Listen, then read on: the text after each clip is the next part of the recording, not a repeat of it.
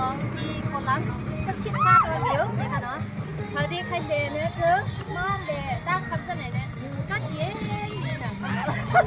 ก็อย่าลินดาคาลอยก็หังลีว่าหังลีวิวมันก็แคบแน่นซันเซ็ต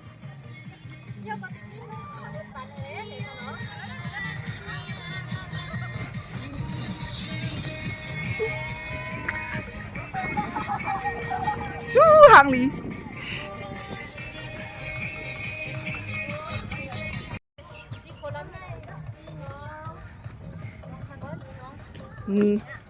หมอพูดที่แน่น้องสิวที่ยิงตาพูดถึงอันเนี้ยดีหาไปล่ะอ๋อ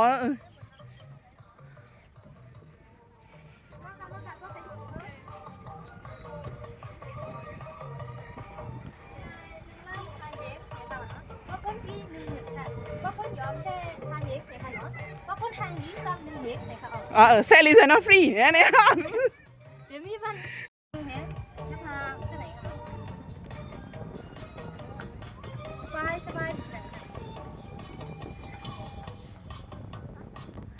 ห้างลินาคาชุกินห้างลินาก็ได้มีบอกเสนอ